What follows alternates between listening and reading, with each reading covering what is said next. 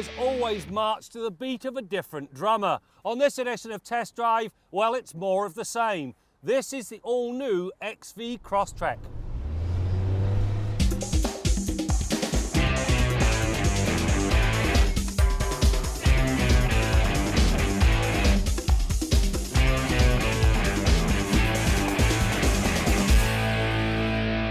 Looking back at Subaru's history shows its propensity for unusual vehicles.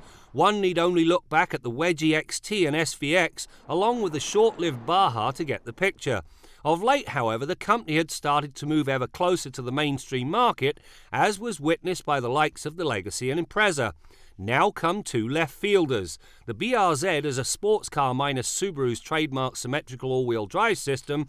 The oddly named XV Crosstrek? Well, it's just plain odd. The cabin of this Crosstrek has everything you expect from Subaru. The materials are very nice and the layout entirely logical. For instance, the radio sits high enough up you can actually rely on peripheral vision. Then there's a screen at the top of the center stack. It houses a host of information, including a trip computer. It all comes together as a very functional package. It's just boring.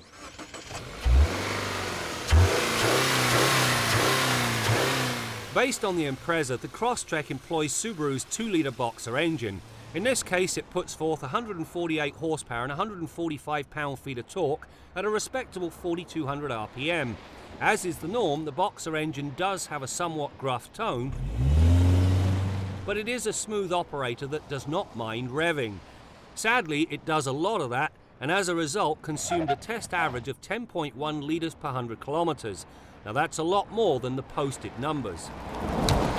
When you drive this Subaru Crosstrek, it actually feels pretty quick and it boils down to the rapid throttle tip-in. However, when you put a stopwatch on it, it's a very different story. It takes 10.8 seconds to amble its way from rest to 100 kilometers an hour, and in the more important 80 to 120 passing move, an agonizing 8.2 seconds. But you know, I think I do have a solution. Put a turbocharger under here. The power is relayed to the road through all four wheels and a continuously variable transmission. There is a manual available. The all-wheel drive system is, in a word, excellent. The transmission unfortunately proved to be anything but. It became continuously annoying because of the manner in which it pegged the engine at the top of the rev range whenever I rolled into the gas, which made things noisy. This perhaps explains why the CVT model gets a hood insulator the manual transmission does not. The silver lining is the manual mode and the access to it through the paddle shifters, and it comes regardless of shifter position. When it comes to utility, the Crosstrek is actually pretty good.